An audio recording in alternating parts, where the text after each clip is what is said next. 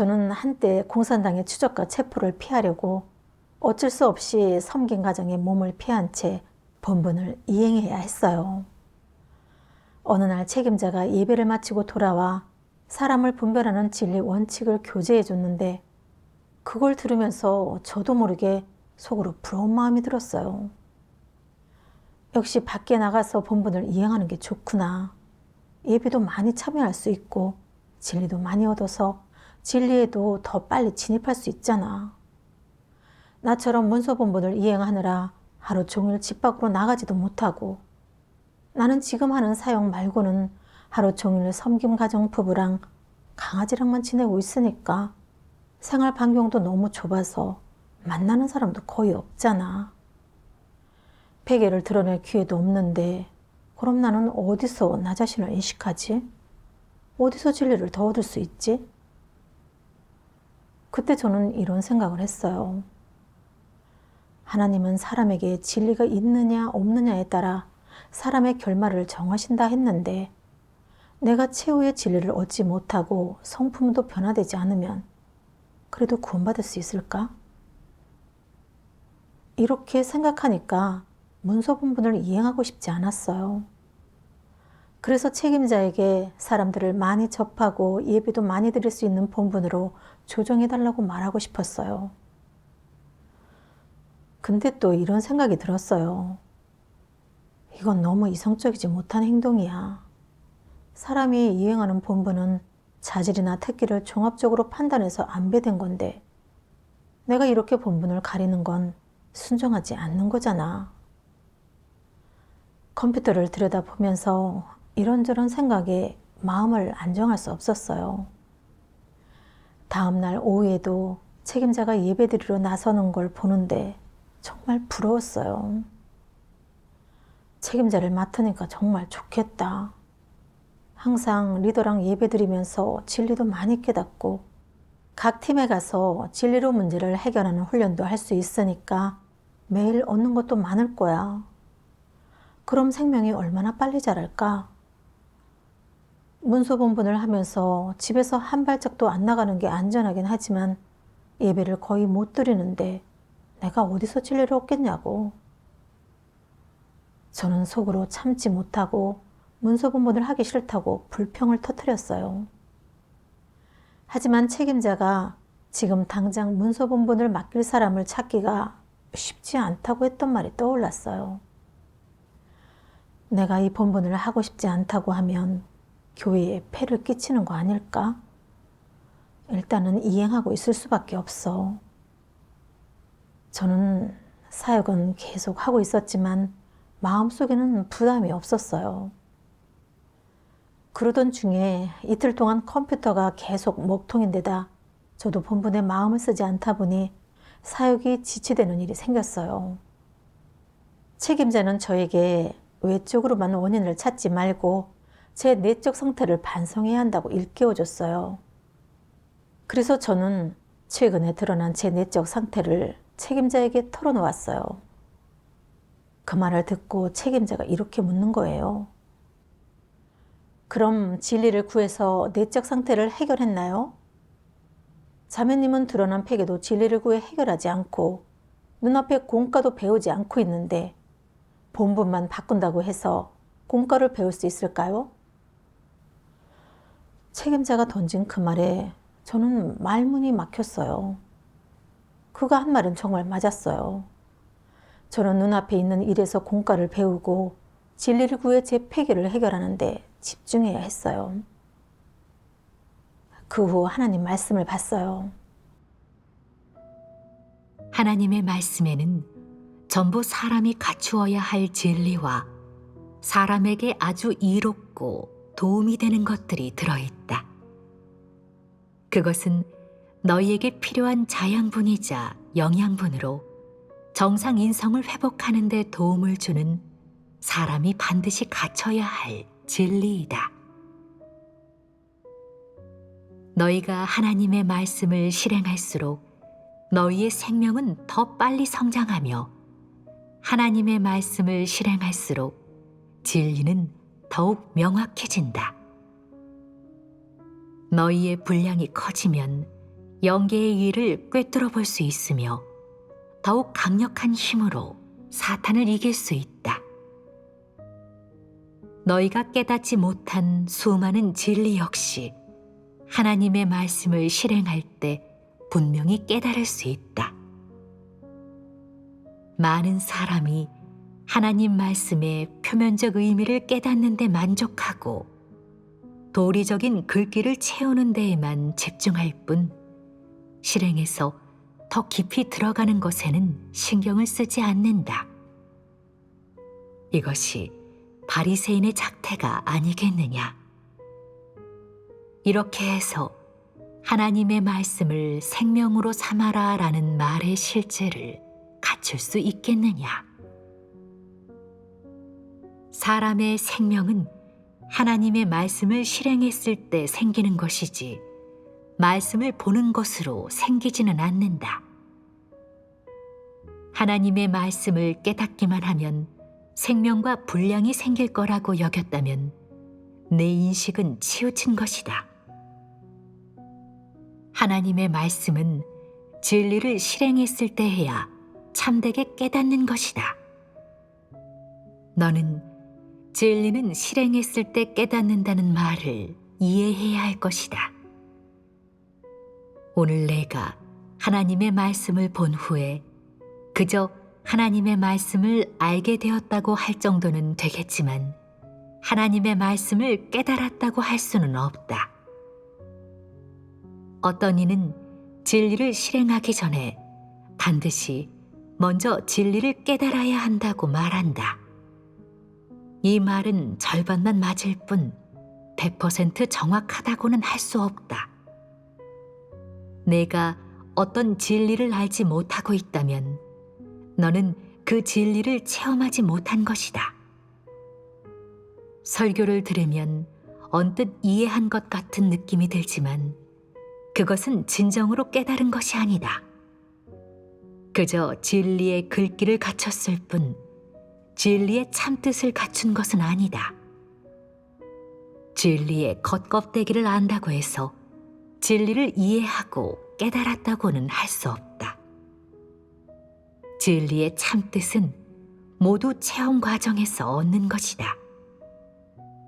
그러므로 진리를 체험해야만 진리를 깨달을 수 있고 체험 과정에서 진리의 감춰진 부분을 찾아낼 수 있으며 체험이 깊어져야 진리의 함의를 포착하고 진리의 본질을 깨달을 수 있는 것이다. 하나님 말씀을 통해 저는 깨달았어요.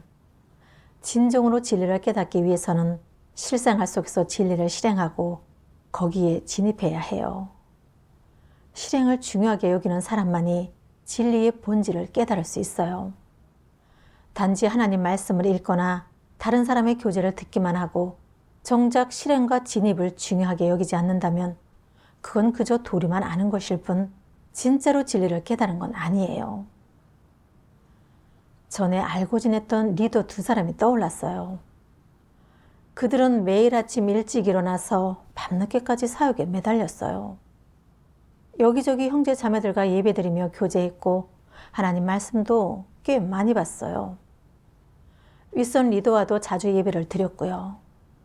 그들은 비록 글귀와 도리는 많이 알게 됐지만 자신들이 드러내는 패계를 돌아보는 것도 하나님 말씀을 실행하는 일도 크게 중요하게 생각하지 않았어요. 그중 한 사람은 늘 자기를 높이고 증거하면서 형제 자매를 자기 앞으로 데려가다가 결국엔 적그리스도가 되고 말았어요. 또 다른 한 사람은 지위에 대한 욕심이 너무 커서 자기한테 굽히지 않거나 의견을 내는 사람들을 괴롭혔고 결국 온갖 악행을 저질러서 교회에서 출교됐어요. 반대로 어떤 형제 자매들은 눈에 잘 띄지도 않고 접하는 사람도 많지 않은 그런 본분을 이행해요. 근데 그들은 하나님 말씀을 근거로 자신을 반성하는 데 집중하기 때문에 시간이 어느 정도 지나면 생명이 자라고 그 중에는 체험한 걸 글로 쓴 사람도 있어요. 은혜 시대의 베드로를 떠올려 봤어요. 그는 예수님의 설교를 많이 듣기도 했지만 거기서 만족하지 않았어요. 평소에도 주님 말씀을 자주 묵상했고 일상생활 속에서 그 말씀을 실행하는 데 더 힘썼죠. 또 그렇게 진리를 실행하는 과정에서 하나님의 깨우침과 인도도 얻었고요. 이런 식으로 하나하나 체험해 가다 보니까 결국 진리가 그의 생명이 되었고 점점 하나님께 순종하고 하나님을 경외하며 하나님을 사랑하는 실제가 생기게 됐어요. 마찬가지로 저도 지금까지 하나님 말씀도 많이 듣고 생명 진입에 관한 설교와 교제도 많이 들었어요. 근데 저는 진리를 추구하지 않았고 일이 닥쳐도 자신을 반성하는 데 집중하지 않았어요. 일을 처리할 때도 진리를 거의 구하지 않아서 얻은 게 별로 없더라고요. 이런 점에서 보니까 도리만 갖추는 데만 집중하면 아무리 많이 깨달았다고 해도 진리를 깨달은 거라고 할 수 없다는 걸 알게 됐어요. 생각해 보면 저는 예전에 하나님께 순종하는 방면의 진리를 자주 보았고 어떤 일이 닥치든 본분을 지키고 하나님의 지배와 안배에 순종해야 한다는 것도 나름 알고 있었어요. 근데 하나님께서 제 관념과 맞지 않는 환경을 마련하시니까 그제야 제가 순종의 실제가 조금도 없다는 걸 알게 됐어요. 그 본분이 제 뜻에 안 맞는다고 느껴지면 저는 반발하면서 순종하려고 하지 않았어요. 돌아보니까 그동안 교제를 아무리 많이 들었어도 그게 곧 제가 진리를 깨닫고 얻었다는 뜻은 아니더라고요. 제가 알고 있던 건 결국 글귀와 도리에 불과했던 거죠. 진리를 실행하는 걸 중요하게 여기지 않는다면 진리를 진정으로 얻을 수 없고 생명 성품도 변화할 수 없어요. 저는 제 내적 상태에 맞춰 계속 구하면서 하나님 말씀을 보게 됐어요. 전능하신 하나님 말씀. 폐교의 성품은 하루아침에 변하지 않는다. 반드시 모든 일에서 끊임없이 자신을 반성하고 인식해야 한다. 사람은 자신의 행위를 하나님 말씀에 비춰 자신을 인식하고 진리 실행의 길을 찾아야 한다. 이것이 폐교의 성품을 해결하는 방법이다. 일상생활 속에서 드러나는 폐교의 성품을 반드시 반성하고 파헤쳐 자기가 깨달은 진리에 따라 해부하고 분별해야 한다. 그 후 조금씩 폐교의 성품을 타파하여 진리를 실행해낼 수 있어야 한다. 그럼으로써 자신의 모든 행위가 진리에 부합되도록 해야 한다. 이렇게 추구하고 실행해서 자기를 인식하면 폐교의 표출은 나날이 적어지게 되고 성품 변화에 희망이 생기게 된다. 이것이 바로 길이다. 성품 변화는 생명 성장의 일이므로 반드시 진리를 깨닫고 실행해야 한다. 진리를 실행해낼 수 있어야 폐교의 성품 문제를 해결할 수 있다. 만약 폐교의 성품이 여전히 수시로 드러나고 심지어 일을 할 때마다 말을 할 때마다 매번 드러난다면 이는 성품이 변하지 않은 것이다. 폐교의 성품과 관련된 모든 문제는 진지하게 해부하고 파헤쳐야 한다. 진리를 구해 폐교의 성품의 근원을 파헤쳐 해결해버려야 한다. 이렇게 해야만 폐교의 성품 문제를 완벽하게 해결할 수 있다. 네가 이 길을 찾으면 너의 성품 변화에 희망이 생긴다. 이러한 일들은 모두 공허하지 않으며 모두 현실 생활과 관계가 있다. 핵심은 바로 사람이 진리 실제를 위해 마음을 쓰고 공을 들일 수 있는지 여부이고 사람이 진리를 실행할 수 있는지 여부이다. 사람이 진리를 실행해낼 수만 있으면 점차적으로 폐교의 성품을 벗어버릴 수 있다. 그리고 하나님의 요구에 따라 처신할 수 있다. 즉, 분수에 맞게 처신할 수 있는 것이다. 정확한 자기 자리를 찾고 피조물의 지위에 똑바로 서서 하나님에게 진실로 순종하고 하나님을 진실로 경배하는 사람이 되는 것. 이것이 하나님이 칭찬하는 사람이다. 하나님 말씀에서 정말 분명하게 밝혔어요. 사람은 매일같이 폐괴 성품을 드러내고 어떤 일이 닥치거나 말을 할 때마다 그 안에는 폐괴 성품과 잘못된 사상 관점이 섞여 있을 수 있어요. 이런 건 모두 사람이 진리를 구해서 인식하고 해결해야 해요. 결국 진리를 얻을 수 있는지 성품이 변화될 수 있는지는 사람이 진리를 추구하고 실행하느냐에 달려 있어요. 사람을 많이 만난다고 해서 반드시 폐괴가 많이 드러나는 게 아니고 또 바깥 활동이 적다고 해서 폐괴가 덜 드러나는 것도 아니에요. 이건 저의 관념과 상상이에요. 사실 사람을 적게 접하는 본분을 이행하더라도 자신의 생명 진입에 부담을 가져서 일이 닥칠 때마다 드러나는 내 마음이나 사상 관점을 진지하게 돌아보면서 폐괴를 발견했을 때 제때의 진리를 구해 해결한다면 그렇게 해서도 충분히 진리를 얻고 변화될 수 있어요.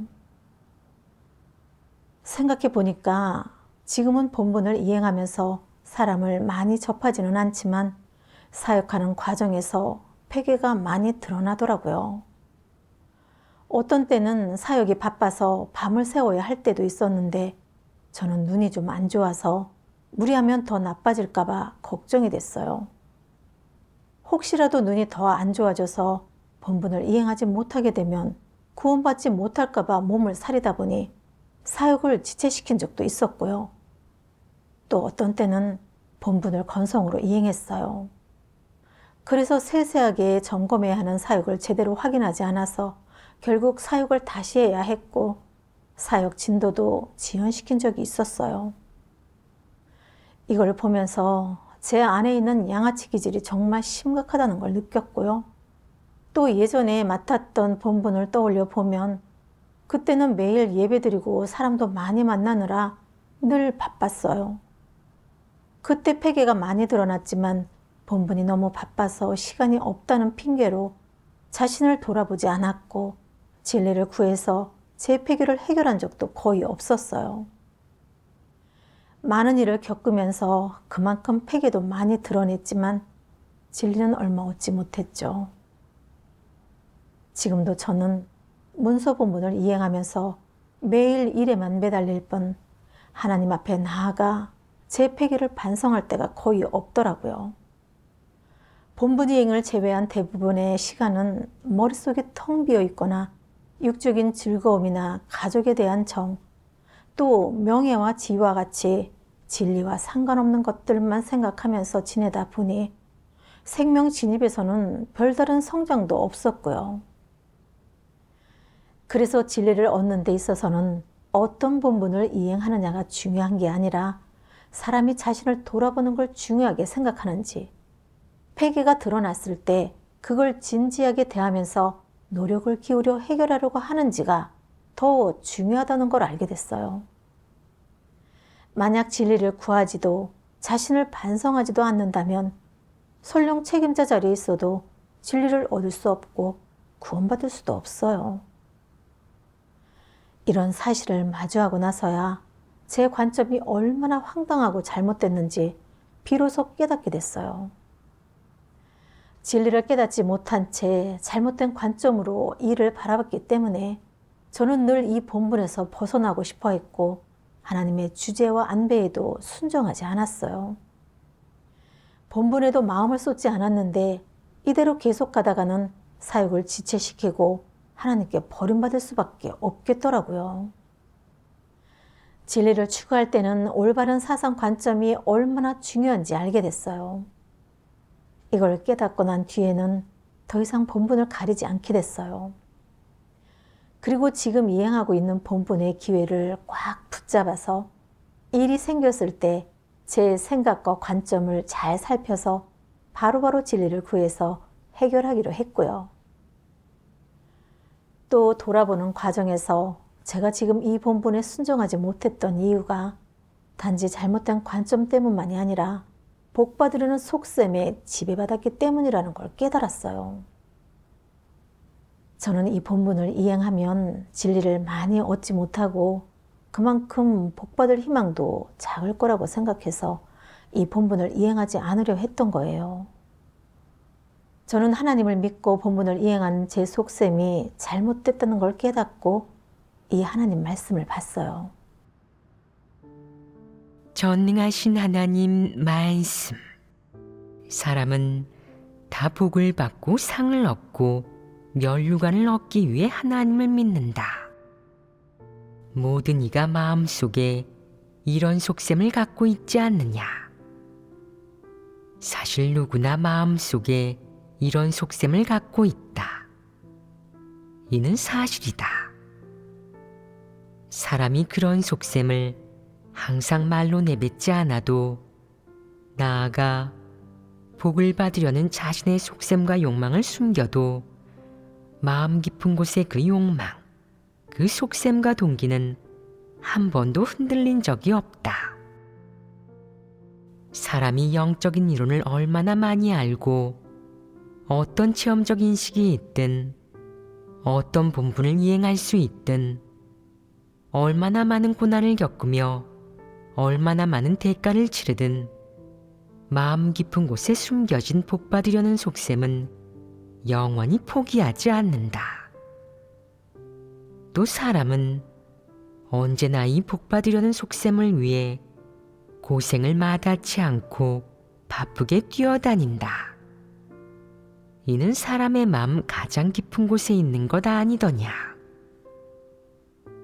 복을 받으려는 속셈이 사라진다면 너희는 어떤 기분이겠느냐?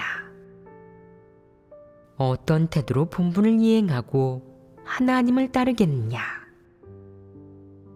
마음속에 숨겨진 복받으려는 그런 속셈을 정말로 완전히 없앤다면 사람은 대체 어떻게 되겠느냐? 아마 많은 사람이 소극적이 될 것이고 어떤 사람들은 본분을 이행할 의욕이 사라질 것이다. 영혼을 잃어버린 듯 하나님 믿는 일도 무의미하다고 느낄 것이다. 마음을 잃은 사람처럼 말이다.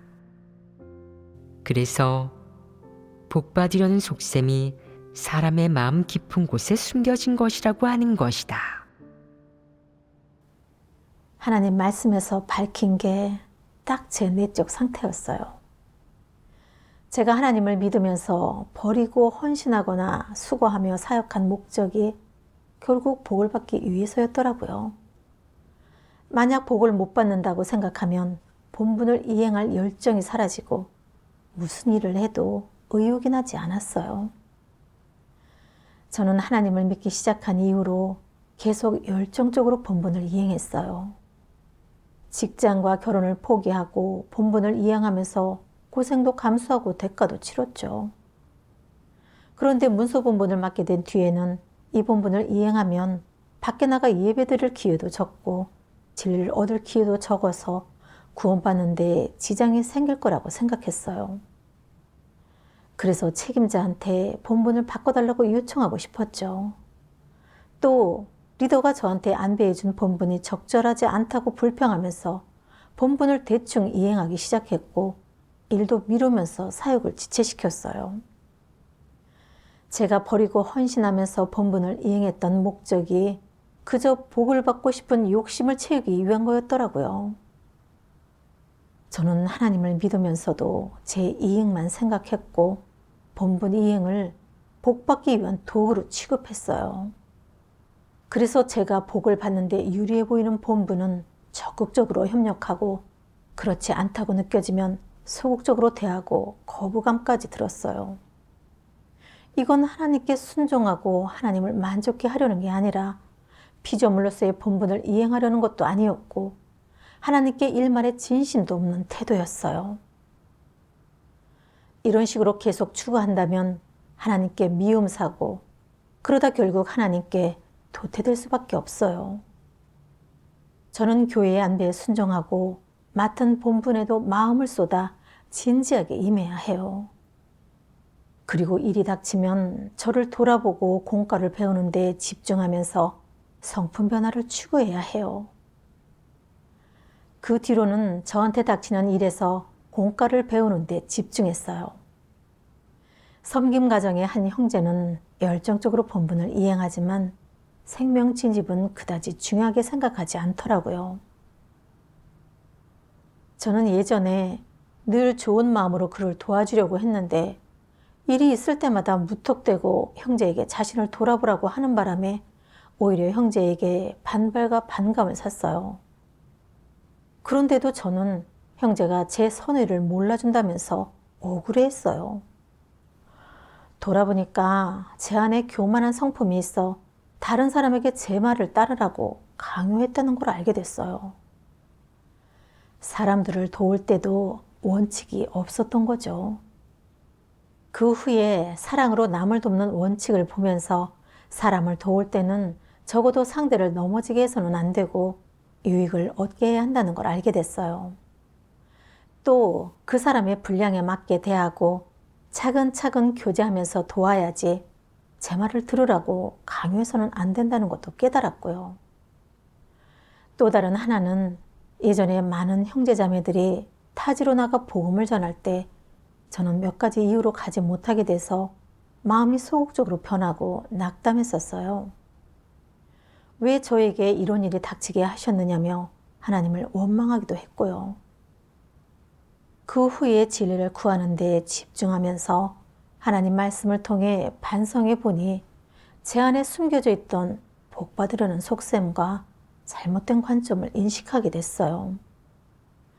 저는 타지에 나가 본분을 이행하면 훈련받을 기회도 많고 진리를 얻어서 구원받을 희망이 더 크다고 생각했어요.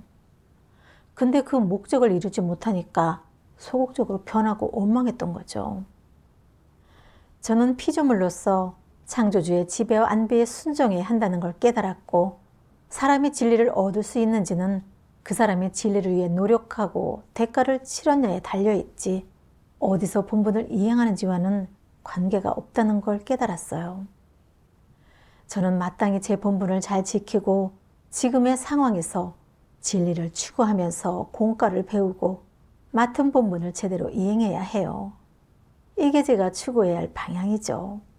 그동안의 체험을 돌아보니까 하나님을 믿으면서 진리를 얻을 수 있는지는 어떤 본분을 이행하는지에 달려있는 게 아니라 사람이 진리를 사랑하고 실행하는지에 달려있다는 걸 깨달았어요. 매일 닥치는 일들을 진지하게 대하면서 제 패기를 돌아보고 진리를 구해 해결하는 데 집중하면서 성품 변화를 위해 계속 노력하다 보면 매일 수확을 거둘 수 있어요. 이제는 문서 본분을 이행하는데 더 이상 반발하지 않고 순종할 수 있게 됐어요. 그리고 이 본분을 소중하게 여기면서 진리를 추구하기 위해 더 열심히 노력하려고 합니다.